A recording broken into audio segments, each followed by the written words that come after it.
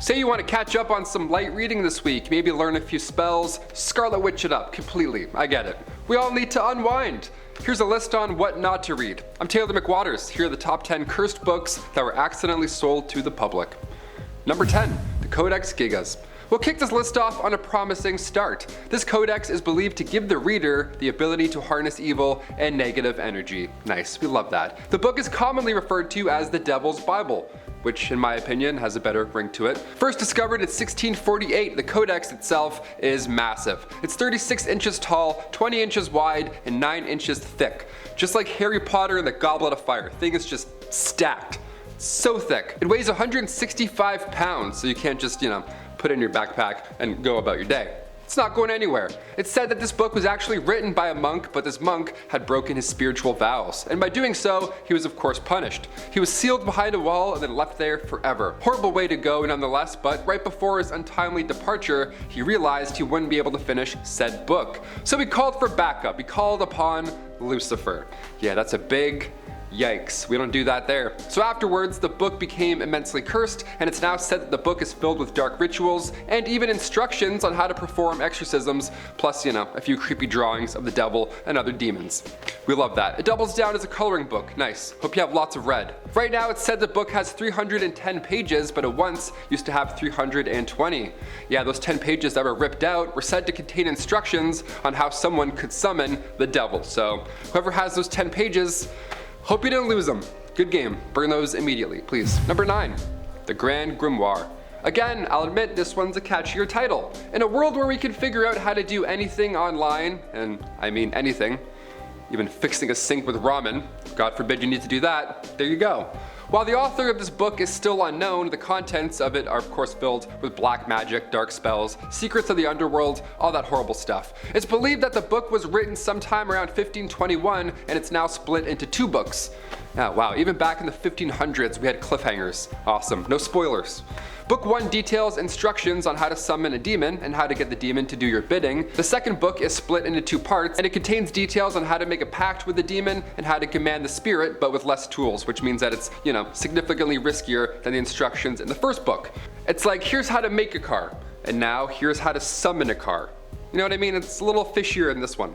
The book describes a few different demons, and it also gives spells that one can do, not haunting things, but nicer, I guess, like winning the lottery, love spells, becoming invisible, superpowers, I guess, both good and evil. While those spells certainly sound nicer, magic like that always comes at a cost, right? We've seen Hocus Pocus. We've seen WandaVision, right? We've seen all the bad stuff, bad examples with witches. We can't have what we want all the time, okay? Leave the Grand Grimoire at your local library. Number 8, the Book of Soyga, aka the Book of Death. Okay, this one sounds promising already. Nobody knows what language it's written in, so right off the bat it's haunting. But it appears the first part of the book details different spells and incantations of some sort. Then the ending gets fishy. That's when many of our questions come into play here. All the letters in this final part are written in separate boxes, and despite people trying their absolute best, it's impossible to decipher. Yeah, not even Tom Hanks can do it, and he was in the Da Vinci Code, so. An old scholar named John Dee attempted to decode the book, and he apparently called upon an angel named Uriel for help. The angel explained to him then that only the archangel Michael is able to interpret said text, so that's the mystery the whole time. It's only for angel eyes, my friend. Apparently after John Dee passed away, this book mysteriously just vanished. It was never to be seen again after 1608 until the 19th century. That's when it magically reappeared again. Somehow. We don't know how, but it's just, there it is again. Where it went for so long, we have no idea. But if you lay your eyes on this book, well, you'll die around 3 years later, so moving on. Number 7, the Orphan story. Getting your books published is always the hardest part, right? At least that's what the internet says. I've never written a book. Not yet. In this case, it's next to impossible. The Orphan story was originally written in the early 1600s, but it didn't end up getting published until as recent as 2018. Quite the delay if you ask me. Now the tale itself, in its pages, it's a classic coming-of-age tale. A boy travels across the world, tries some new cheese or spaghetti. It's nice. Certainly nicer than the Devil's Codex, right? But the real-life history surrounding the publication process is what's cursed here.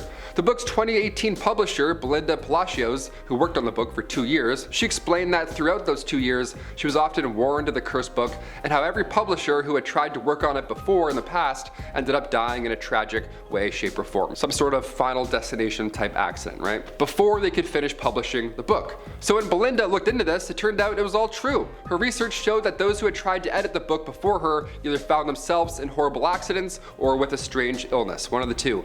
Now luckily Belinda made it through the process unscathed, so let's hope that maybe the curse has been lifted. Number 6, Untitled. The best tracks on rap albums are always the ones that are titled Untitled, you know what I mean? Kendrick's entire album, I'm like, you get the idea. The Untitled Grimoires are a set of handwritten spell books that were sold online for $14,000. This was back in 2013. Also, pretty good price, may I add, for what's about to come. The books were written a long time ago by a high priestess, the leader of a coven, and they included spells, incantations, enchantments, and instructions on summoning spirits and demons. All the good stuff. 30 pages or less, here we go.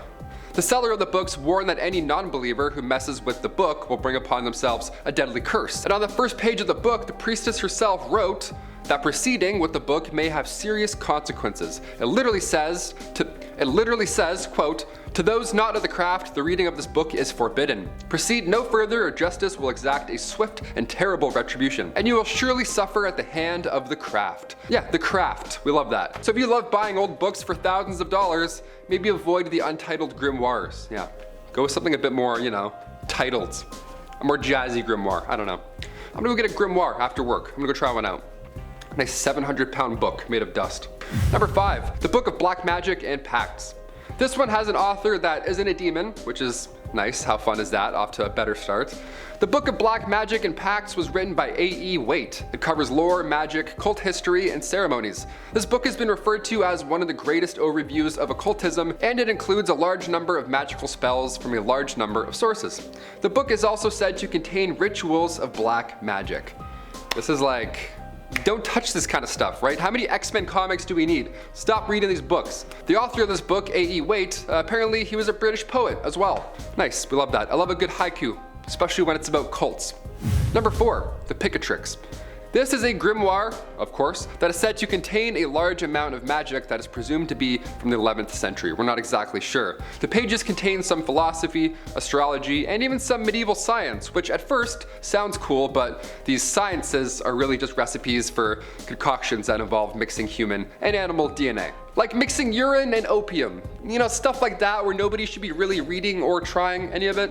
The results were promised to be magical, but I'm far from convinced. This is really gross. This one definitely isn't the darkest or the spookiest on the list, which is a nice little refresher as we get to our grimoire ending here. And while some of the contents in this book is definitely historically interesting, I guess, I think it's probably best to just stay away from magic and spells in general. Number 3, Sorrows of Young Werther. We've got a lot of books on this list that are said to contain magic and spells and incantations. That's a fun word that I've said about 1,100 times already. This one here is a little different from the others on this list because it doesn't have any of those spells in it. No, this is a book that came out in 1774 and it's said to have a large and negative impact on its readers since its release. So apparently after this book came out, a huge wave of its readers ended up taking their own lives because of the strange and dark contents that were in the book. Young men would start to emulate the main character of the book by dressing like him and then acting like him before ultimately following his dark actions in the book as well. This actually led to the book being banned in some countries, which here I can agree with. Yeah, something's clearly off here. It's believed that even people who were in a healthy place mentally prior to reading the book would still be tempted to follow that dark path after reading it. Hence, cursed, right? Yeah, grab Game of Thrones, skip Sorrow of Young Werther, please. Also reach out if you have any dark thoughts. That's much easier than renting a demonic codex. Number 2, the Book of the Sacred Magic of Abramelin the Mage. A little wordy for a title, in my opinion, but here we go. When you're an expert in magic, you probably don't give the same sort of gifts that the non-magical folks do, right? You're like, hey, here's a Rubik's Cube, I guess? So it's no surprise that Abramelin gifted his son a book of spells and curses, right? Just some Doctor Strange stuff right there. The classic Malfoy method, 5 points to Slytherin, there we go. They're learning young. In the early 1900s, this book was translated into English, and ever since then there have been rumors swirling that the book is cursed. I mean, its source material is literally curses, so yeah, that checks out. Rumor has it that the cursed nature of this book, in part, has to do with Abramelin's belief that everybody has their own personal demon.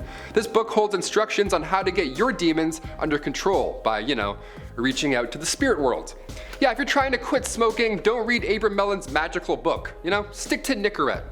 I think that's safer. I think it's safer. Unless you absolutely know what you're doing, the contents of this book might just be too powerful to handle, my friend. Those who've had bad experiences with the book explained either bad luck or hauntings soon followed. But they quit smoking, so hey, who knows? And finally, number 1, the Munich Manual. Also referred to as the Necromancer's Manual, this grimoire comes to us from the 15th century and is a text that is largely focused on demonology and, of course, necromancy. A lot of grimoires have both good and dark magic, but this is one that focuses solely on the dark, horrible, black magic aspect, as you could have guessed. There are 3 different sections to this one. The first section deals with illusionist magic and spells that trick people into seeing things that aren't there. Some kind of low-key magic, right? The next is psychological magic, which is meant to use emotions or politics and things like that in order to gain power over an individual. So Professor X, let's say. And the third section details instructions on how to make the Mirror of Lilith. Yeah, this mirror has you looking younger than ever. Once properly constructed, the user can then see into the past, present, or future. Just Professor X again. I took a look this morning and everybody who watched this video actually hit that thumbs up. It was wild, I couldn't believe my eyes. I was like, thank you Mirror of Lilith, this is beautiful. All those likes and thumbs up, all for most amazing, awesome. I've been your host Taylor McWaters, those are some cursed books, and we'll see you next time on Most Amazing Top 10. Stay safe, peace. Abramelin? Abramelin. Is there an Abramelin here? Abramelin? Nice, nice.